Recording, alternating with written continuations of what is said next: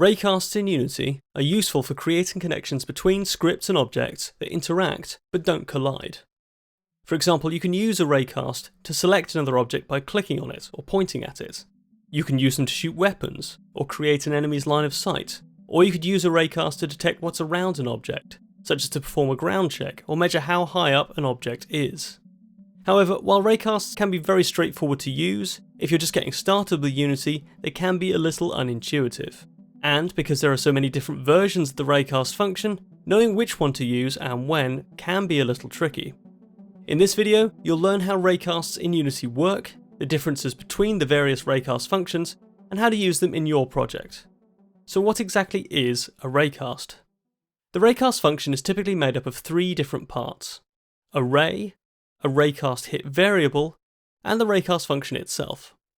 A ray is simply a data struct in Unity that represents an origin and a direction, and there are a lot of different ways to make one.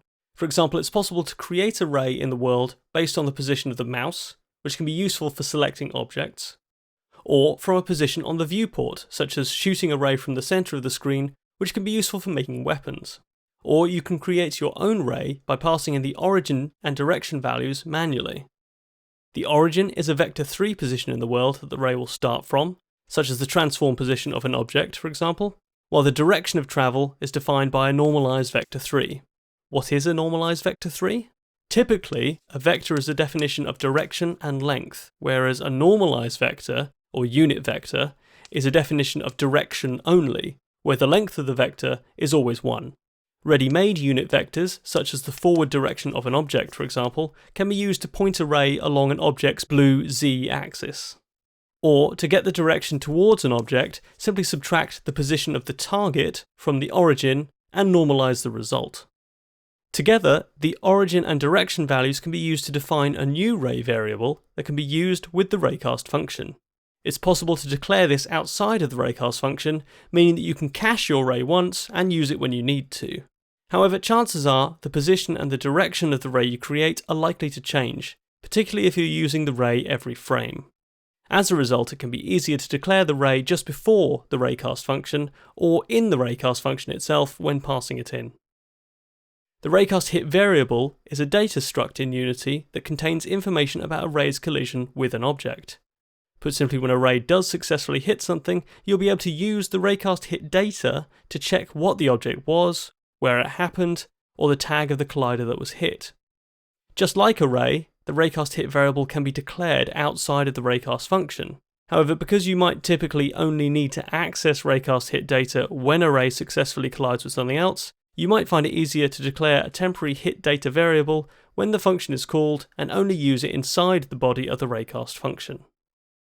As for the raycast function itself, there are several different versions of raycast from different classes that can each be used in very different ways. However, one of the more common ways to use raycast is by using the physics class. Physics.raycast allows you to check if a ray collides with another object in a scene, and if it does, saves the collision data to a Raycast Hit variable using the out keyword. The out keyword is used to allow a function to return additional information, in this case a Raycast Hit variable. It's often used when the return type of the function, which is normally how you get data back from a method when you call it, is already being used for something else. In this case, the return type of the physics.raycast function is a Boolean value, which returns true or false depending on if an object was hit. Which is why you'll often see raycast used inside of an if statement, as it allows you to only process logic related to a raycast hit if it actually happened. The most basic version of the raycast function only requires a ray to work, and returns true or false if it hits something. However, there are a number of alternate versions of physics.raycast that each support different features. These are the function's overload methods, different configurations of the raycast function that require different sets of data to be used. Each overload takes a specific set of parameters, in a specific order, meaning that for an overload to work, you'll need to enter all of the parameters that it requires in the right order.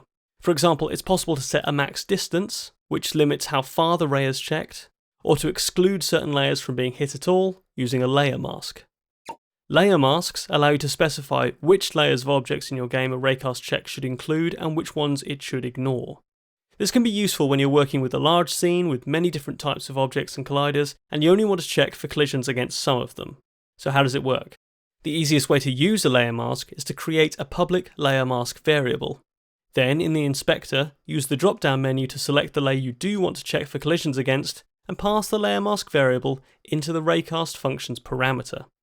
For this to work, you'll need to use an overload that accepts a layer mask value, which in this case also requires you to pass in a maximum distance. Alternatively, it's possible to enter the layer mask value directly as an integer. However, this is where using layer masks can become a little unintuitive.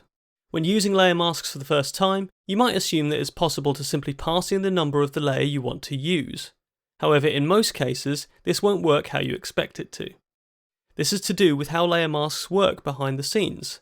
A layer mask isn't a selection of one layer, it's a selection of many different layers that will either be included or excluded. But the value that the Raycast function takes is one number, an integer. So how does Unity represent multiple layers, toggled on or off, using just one integer value? The binary representation of a decimal integer is a series of ones and zeros from right to left, which can be used to flag which layers are included and which ones aren't. What this means is that if you want to pass a number value into the Raycast function, you'll need to use the decimal number that corresponds to the binary pattern you want to use. For example, if I want to check Raycasts against layer 9, which is the 10th element in the list of layers, then the 10th zero from the right needs to be a 1. Or in decimal, 512. Or to check against layer 9 and layer 4, for example, the 5th and 10th binary digits need to be 1, which in decimal is 528. However, there's an easier way to do it than this. Using the bit shift operator, it's possible to simply pass in the number of the layer you do want to use.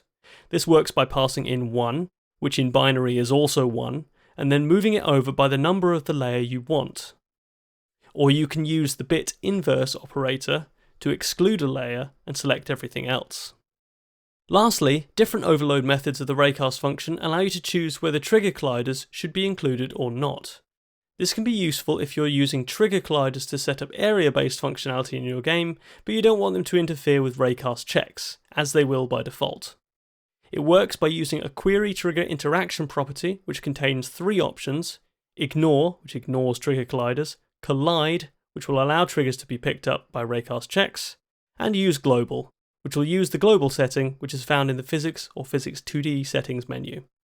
However, if you're likely to use the same setting throughout your project, it can be easier to set it globally and only use the query trigger interaction parameter as an override if you need a particular Raycast to work in a different way. The different settings of the Raycast function allow you to filter out other colliders from being hit when you don't want them to. However, what if you want to detect more colliders instead? Normally the Raycast function will return the first collider it hits, which is useful if you want to select the object you can see, or shoot an enemy that's in front of something else. However, you might sometimes want to use Raycasts to check for multiple objects. For example, what if you want to create a laser that fires through multiple enemies instead of just one? Raycast All can be used to get a reference to multiple Raycast collisions. It works a lot like Raycast, except that instead of returning a Boolean value, it returns an array of Raycast Hit references, one for each of the detected objects. To use it, simply declare an array of Raycast Hit variables and assign them to the result of the Raycast All function, which will create a new array with any returned collisions, or if nothing was found, an empty array with no results. It's possible to find out if something was found by checking to see if the array's length is more than 0. This works because Raycast All creates an array even if there are no results, which is useful as trying to check the length of an undeclared array would result in an error. While this is useful, there are a couple of drawbacks when using this method. For example, Raycast All results aren't sorted. While it's easy to imagine that the contents of the array would be added in the order along the direction of travel, this isn't always the case. Meaning that if you detect multiple collisions, the collision that's closest to the origin might not necessarily be the first in the array. For this reason, if the order of the results is important to you, you may want to sort the hit data by distance after collecting it. This can be done by using system.array.sort, which allows you to compare elements of the array by one of their properties, such as distance. Raycast All can also create garbage, due to the fact that it creates a new array every time it's called. which can be a problem for performance if you're using it frequently or excessively. However, this can be avoided by using the non-allocating version of Raycast All, Raycast Non-Alloc, which uses an existing array as a buffer instead of making a new one each time. This will return an integer value, which is the number of colliders that were detected, up to a maximum of the length of the array that you use. This number can be useful for making sure that you don't try to use an element in the array that wasn't filled when the function was called, which would cause an error, or that you don't use a Raycast hit reference from an older check that's still in the buffer. While physics.raycast is one of the more common Raycast functions, there are others in different classes and that all work in different ways. For example, linecast returns true if a collider is detected between a defined start and end point. Essentially, linecast is a more straightforward version of Raycast and includes a lot of the same features, such as Raycast hit variables and Layermasks. How it's different is that while Raycast essentially shoots a line from a point of origin towards a direction, linecast draws a line between two known points. This can be useful for creating simple lines of detection, such as to create a tripwire, for example, and depending on what it is you're making, can be easier to use than Raycast. Collider Raycast takes a ray parameter, a Raycast hit parameter, and a max distance float, and returns true when it hits the collider it's called from. This is useful when you only want to detect hits against one specific collider, such as the player, for example.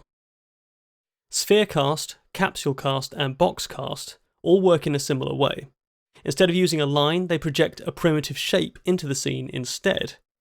Spherecast works like a thicker version of Raycast, where the sphere's radius determines how thick in units the ray is, while boxcast allows you to specify the shape of the cube that's used using a vector 3 value for its half extents, which is the distance from the centre of the object to its surface in each direction.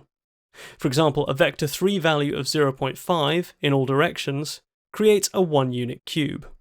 Capsulecast works in a similar way, where the origin of the ray is defined by the 2 points of the capsule, and the thickness is defined by its radius. It's then swept through the scene in whichever direction you choose, for as far as you set using the max distance parameter. Shaped Raycast functions can be useful for checking to see if a specific sized object will fit into a space, or for projecting a wider shaped ray into the world. For example, a large laser beam with a wide radius might be difficult to create with colliders or a standard line ray, but could easily be created with spherecast, capsulecast, or boxcast. Plane Raycast is a Raycast function that detects collisions against an invisible plane in the scene. It's extremely useful for detecting collisions against a virtual floor or wall, and it's lightweight since it doesn't require a collider or even another game object to work. One reason you might use Plane Raycast is to give a ray that's generated by the mouse position a surface to interact with. It works by specifying a plane, which can be done by passing in a vector 3 direction for the in-normal, or the back side of the plane, and an optional offset allowing you to adjust the surface from its original position. Plane Raycast returns true when the plane is hit, and passes out a distance value, which is how far the ray travelled before hitting the plane. This can be used with the getPoint function, which returns a point in the world along a ray to get a real position that you can use in your scene. Raycast is a physics-based function, meaning that depending on which version you use, it's either a function of the physics class or a related class such as the collider class. However, in Unity, the 3D and 2D physics engines are separate, meaning that 3D Raycast functions won't work with 2D colliders. Instead, you'll need to use a Raycast function from the Physics 2D class or Collider 2D class. Helpfully, many of the 2D versions of Raycast work in a similar way to their 3D counterparts. However, there are a couple of important differences. For example, while most versions of Raycast in 3D return a Boolean value, in 2D they usually return a Raycast hit 2D value instead, which means that while you can use a Physics 2D Raycast in an if statement, you may find it easier to assign a Raycast hit 2D variable using the Raycast function, after which you can check to see if anything was found. When working in 2D, the Collider 2D Raycast function works in a different way to the 3D Collider Raycast function as well. In 3D, collider.raycast is called in reference to a specific instance of a collider that the Raycast function will check for. However, in 2D, it basically works the other way around, where the collider you call the function from is considered to be the origin of the ray, checking for other colliders but ignoring its own. It works in a similar way to the non-allocating version of Raycast All, where the function itself returns an integer that's equal to the number of results hit, while the Raycast Hit 2D collisions are stored in a pre-existing array. Collider 2D Raycast works completely differently to the 3D version of the same function. However, a lot of the time, the differences are much more subtle. For example, the 2D version of Raycast All works in a similar way to the 3D version, except that it does sort its results, whereas the 3D version doesn't. Lastly, when working in 3D, Layermasks are typically used to exclude certain objects from being detected when the Raycast function is called. However, in 2D, Raycast functions also support 2D contact filters. 2D contact filters are a data struct in Unity that provide multiple filtering options in one place, which allows you to choose how a ray interacts with other colliders, including triggers, depth, and angles, as well as layer masks. To use them, simply declare a public contact filter 2D, set the options in the inspector, and pass the filter into one of the Raycast overloads that support it. Now I want to hear from you. How are you using Raycasts in your game? Have you found them easy to work with or frustrating? And what have you learned about Raycasts that you know someone else will find useful? Whatever it is, let me know by leaving a comment, like this video if you found it useful, and get subscribed for more videos from me. I'll see you next time.